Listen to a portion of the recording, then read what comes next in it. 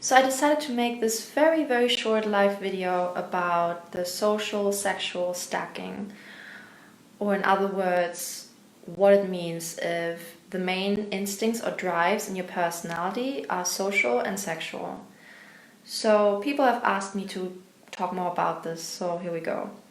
By the way, as you might know, I am from Type Evolution. You can call me Olympia, and I'm a fan of personality type theory, anything about it, especially Enneagram and Jungian personality type theory.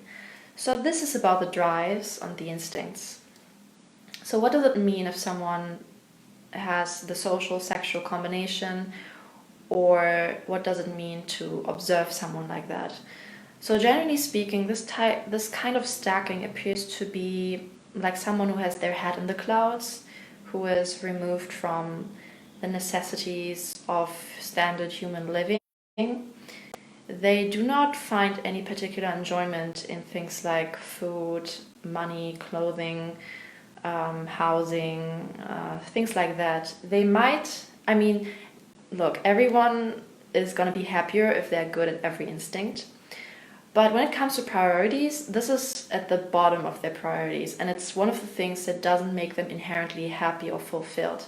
So if they do work on this aspect in their life, the happiness they get from it and the fulfillment they get from it is quite limited. Alright, so as I said, this person can come across as someone who has their head in the clouds because they have like this detachment from the necessities of life.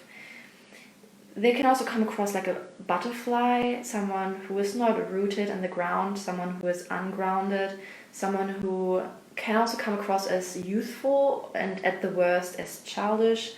They are kind of like laughter. Like laughter is like this thing you cannot really grasp, and it's joyful and it's light, and that's like the best way or the most positive way to describe the stacking, as like laughter personified. And because laughter is also a way to connect with other human beings and to make them happier, this is also why it really represents that stacking very well. Hi everyone who's watching, I'm just making a short video about this stacking.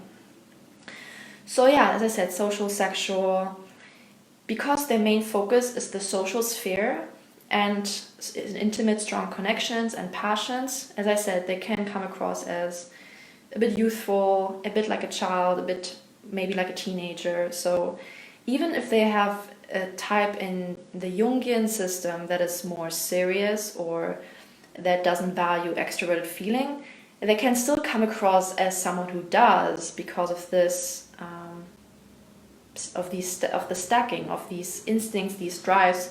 Also, you can say it's like a different value system. This is a whole other issue, but basically when you follow the theory about the quadras and socionics, the instincts can mess with this a little bit.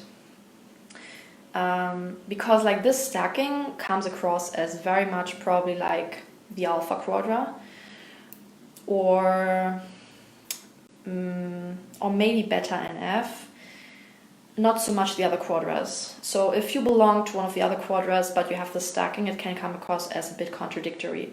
Also, if you have an Enneagram or ego identity type, that's also how I call it, that tends to be more serious or that is not a positive type, that can also be misleading. So for example, someone, even a type 4 who's gonna be social, who's social sexual, they're gonna have a lighter expression, a lighter air about them. It's not as heavy as, for instance, someone who is sexual self-preservation 4 or self-preservation sexual 4. This kind of 4 is really much heavier, but the social sexual 4 is like the lightest 4, and this person can be mistyped as other things. So yeah, this is how the person comes across, and the main focus is and should be on friendships, social belonging. This type is like this stacking, especially social sexual, they need to feel accepted in some kind of social group, some kind of social setting, some kind of community. Because if they don't, if they feel like they are being rejected by everyone, this is especially painful for this particular stacking. It's also painful for other ones, but this is very much painful for this one. So they really need some kind of social security, well, social system, social support. That's really important for the stacking. Otherwise, they're not going to feel fulfilled. With this kind of stacking, it is like the kind of person who is they could be super rich, but still very depressed, because the self-preservation is last. So being rich does not truly give any fulfillment. The last instinct is kind of like the instinct that is good to do well, obviously, but it doesn't bring you any deeper fulfillment. So I also described in another video of mine, the more you pour into this instinct, the less you get out of it, basically, because it's just a lot of waste. You can waste your time when you do this too much. Too much. You can still do something, but not too much. Yeah, so the person with the stacking grows the most if they have really good friendships, if they have a good network, if they feel like they are socially contributing in some kind of meaningful way, if they are connecting to an audience. Things like that are going to make them happier. This also applies to the social self-preservation person, because the social instinct is first. However, the difference between social sexual and social self-preservation is the second instinct, which is sexual. So the social sexual person is going to have deeper and closer friendships, more emotionally charged. And if you are a guy, it's going to be like bromance, you know, it's like, the funny thing is, it can almost seem like you are in love with your friend, even though you're not, you know, it's because friendship is so important for the stacking, it can seem like you have almost like a romantic relationship with your friend, even though it's just platonic, you know. That's like the sexual instinct influencing the social instinct.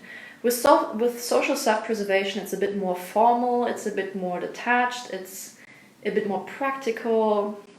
It's not as intense, though they can also have stronger friendships, of course.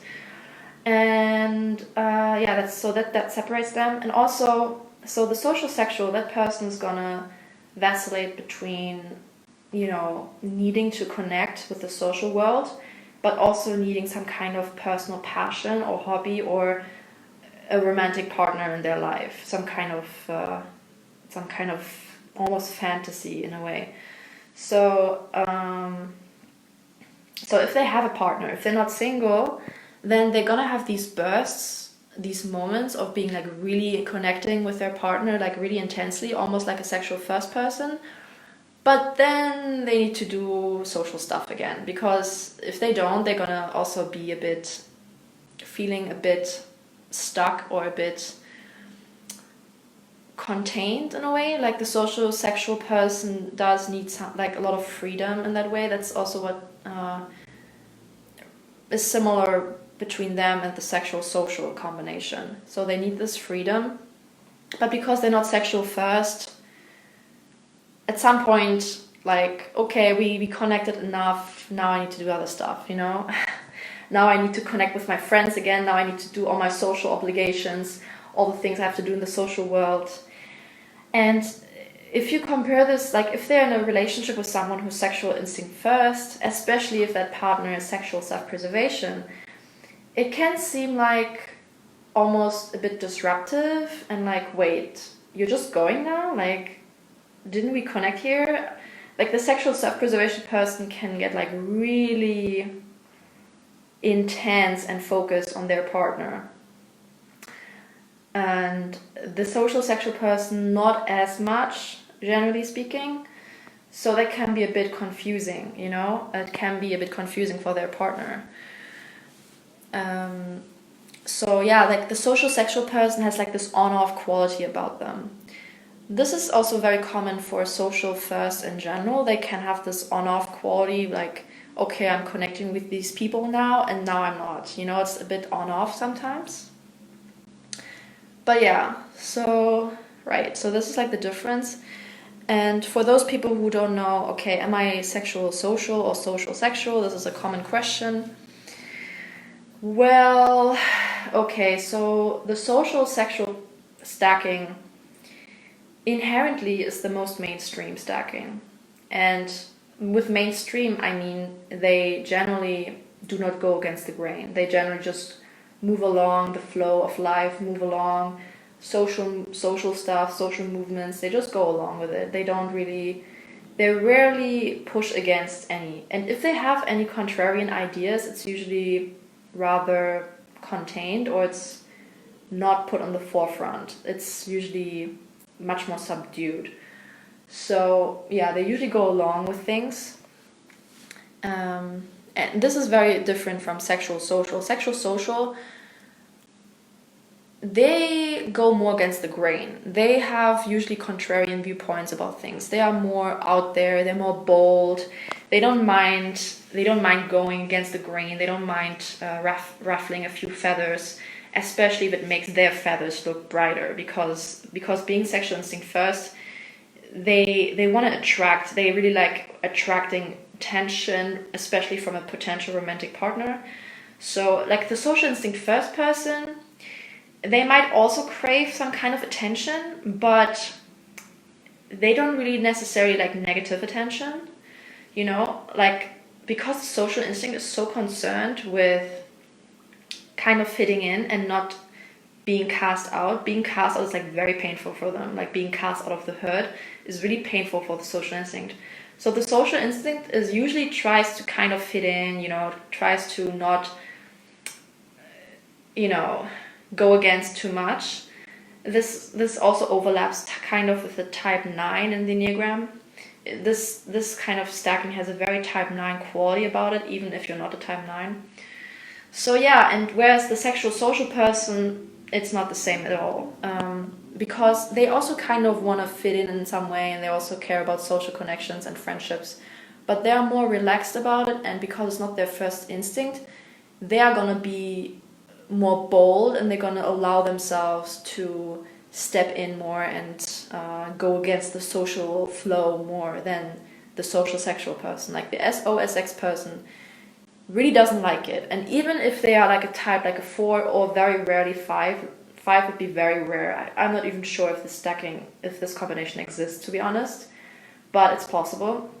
So even types like that, or even a 4, these types tend to kind of go against the grain in a way. But if you combine it with this stacking, it's gonna make them still a little bit more mainstream in a way. And at the end of the day, the social sexual person is not gonna be happy if they feel like they don't have a social group, or if they feel like they are being rejected, or, you know, if they feel like they're alone. The sexual instinct also fears being alone. This is something both have in common. They both fear being alone in a way, in different ways. Like the social instinct fears being alone because they want to belong to a larger group, a larger whole, whereas the sexual instinct fears being alone, like without a partner, without a significant other, without someone who's very close to them. So they both have this as like a main core issue, like kryptonite. So both the stacking SOSX and SXSO, they really can struggle with being alone. Especially if they're an introvert, then it's even more exacerbated, then it's even worse, you know? If you're an introvert with the stacking, this is also another issue in a way, because it can be a bit of a curse, because if you're social sexual and an introvert, that's by the way, that's me, like you're also gonna flip-flop between, okay, I need to recharge and I need to be on my own because I'm an introvert, but if I do not engage with the other world outside of me, if I don't engage with people, if I don't have any close friends, you know, then I'm gonna be depressed. So this is really difficult if you are an introvert and have this stacking, because what drives you inside, like your needs, are actually like stereotypically considered social needs. But you also have this need to be on your own sometimes and to recharge, and you don't have high energy levels and stuff like that, so it can be a bit tricky. Yeah, that's basically it. I think that basically describes the difference. Yeah, I think that's mostly it. So yeah, I made this short live. And you can tell me a few things in the comments later. And yeah, I'm gonna go. Have a nice day. Bye.